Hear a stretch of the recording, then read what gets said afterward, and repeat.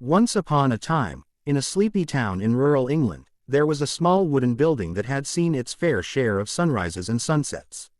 This humble structure, with its rickety steps and slightly lopsided door, played host to the town's most unexpected tale, one of brilliance wrapped in mystery. It was here, in this old chapel, that the people gathered every Sunday to hear the latest sermon by old Pastor Griffith. He had a voice like velvet draped over gravel, smooth yet undeniably grounded in the weight of truth. Today, as the congregation settled into their creaky pews, a whirl of excitement crackled in the air, because today's sermon was unlike any other.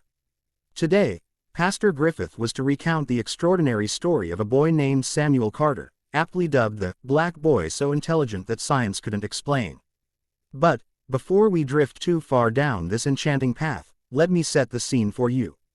Step inside that aged wooden building, and hail the scent of polished oak mingled with a hint of mothballs. The sunlight streams through the stained glass windows, casting brilliant mosaics of color upon the worn floorboards. The hushed whispers of anticipation weave through the air as Mrs. Edith Wormwood adjusts her lace collar, her eyes sparkling with curiosity. A very specific air enveloped the establishment, a mixture of reverence and mischief. You could almost hear the stories of years past echoing through the rafters. Now, Pastor Griffith took center stage. He was a man shaped by years of wisdom and the countless stories anchored in his heart. You see, he had never been one to shy away from the truth, nor disguise it in extravagant rhetoric. Yet quite unconventionally, the tale of young Samuel pulled the strings of both enchantment and bewilderment within him. Have you ever wondered, he began, casting his gaze around the room, his voice rich with the cadence of dramatics, what the intersection of brilliance and the inexplicable looks like? He paused, letting the question linger like the fading notes of an organist's tune. Murmurs rose like a patchwork of thoughts floating just above the audience's heads.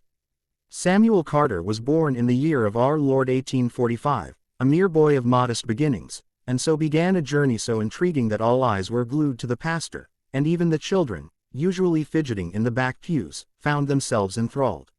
Samuel was not just any boy, he was the son of James Carter, a former slave-turned-blacksmith who spent his days shaping metal with his bare hands and earning a living through sheer determination. He had raised his son in a world that never understood the potency of a curious mind hidden beneath ebony skin. The weight of that world pressed heavily upon James's shoulders, eroding the humor from his once jovial spirit. But he never let go of hope. Young Samuel, with curls framing his inquisitive face, witnessed this eternal struggle and absorbed his father's lessons like a sponge, turning each hardship into fuel for his insatiable desire to learn.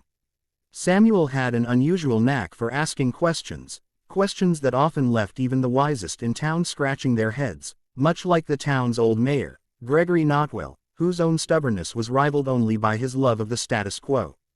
"Why is the sky blue?" he'd ask, his eyes sparkling with the twinkle of youth while the adults merely exchanged perplexed glances. Or, "What makes a bird fly?" leaving them in a whirlwind of confusion, sometimes reaching for the safest answers rather than admitting they simply didn't know. Pastor Griffith continued weaving the story through the air, painting a portrait of Samuel's burgeoning intellect and the palpable tension that enveloped his life.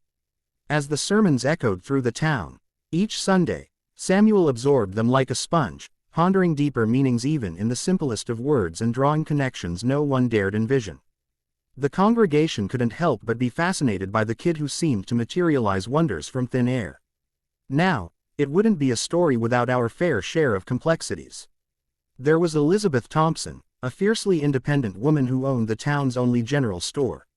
She had taken a liking to Samuel, offering him books that had once belonged to her late husband, a man renowned for his aspirations of exploring the mysteries of science. They would have long conversations about the ways of the universe that turned the aisles into realms of discovery. Yet, she was also a target for whispers. The townsfolk would question her intelligence for fostering relationships with the dark boy, who challenged their understanding of so many things.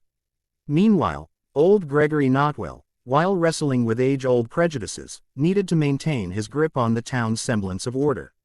If rumors of the boy's intelligence were to spread too far, it could disrupt the balance Gregory so precariously held. Perhaps young Samuel Carter could unlock greater truths, perhaps he could outshine the successes the town was proud of. Either way, greatness bred insecurity. As years wheeled on like a well-worn cart, Samuel grew from boy to youth, a mind sharper than the finest steel crafted by his father. The turning point came one crisp autumn day when a traveling scholar named Professor Wilkins rode into town on a horse that seemed as tired as the world's oldest tree. He had heard whispered tales of Samuel's intelligence and sought to interview the boy. "Gather round," he bellowed, his manner overflowing with the pomp of someone who believed himself a grand discoverer. The townsfolk listened as he posed the most devilish conundrums, problems interwoven with calculations and hypotheses. But Samuel stood firm, undaunted. The boy possessed a way of parsing complex problems that was mesmerizing, speaking easily in terms that befuddled the learned professor. The final question came wrapped in skepticism: what makes humans distinct from all other animals? It was here that Samuel paused, reflecting the subtle intimacy of his understanding. "Curiosity, sir," he pronounced with a poise that resonated through the marketplace. "Not just the thirst for knowledge, but our quest to uncover the truth about ourselves and our world. It is that which shapes our existence." The marketplace erupted in gasps. And so, a turning point was etched in time, as people grasped that Samuel was not just an extraordinary boy but a beacon of possibility in a world limited by ignorance. But change is often met with resistance.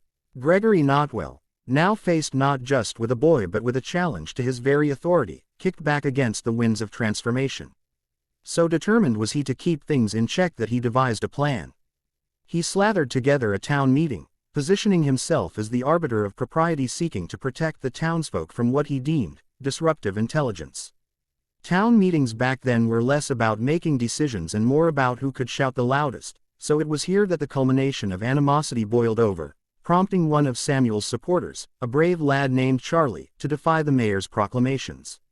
"I will fight for Samuel," Charlie declared, fists clenched, heart pounding. It was not just a battle for a boy, but for the future of the community itself. In the fiery conflict of wills, Samuel retained his firm grasp on optimism. So strong was his belief in knowledge that he rallied the townsfolk, slowly, showing them the colors of fascinating discoveries veiled in the winding pathways of curiosity. As the dust settled on the confrontation, the community found themselves at a crossroads. Samuel, with his sharp insights, stood not just as a boy in question but as a harbinger of change. Old animosities began to dissolve like sugar in tea as townsfolk found common ground in their shared love for knowledge and inquiry instigated by a single boy. Finally, the aftermath of that town meeting reframed the relationships in the community and brought Samuel to the forefront of a revolution of thought. Key players emerged from the shadows. Elizabeth became his champion in promoting educational resources, while professors sought to mentor him. It became evident, the roots of combined intelligence bore fruit in ways the locals could not have envisioned. Under the rafters of that old chapel, Pastor Griffith concluded his sermon as the townsfolk finally understood the narrative of their lives and the boy who inspired it. They realized that the greatest agony and beauty lay in the unknown. The drive to enlighten and alter perceptions demanded resilience.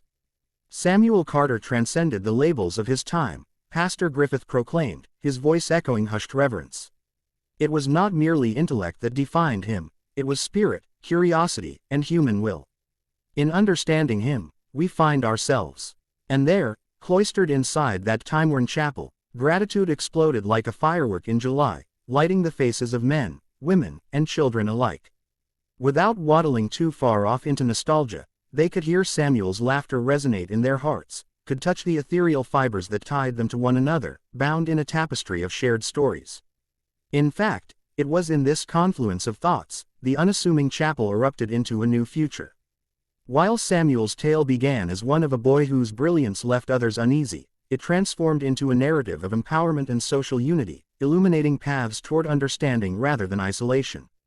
As the service concluded, the families melted into small groups, pondering the mysteries, imagining what lay ahead while Pastor Griffith surveyed the animated congregation, a soft smile playing on his lips, knowing that every voice mattered in the resounding echo of what the future could become.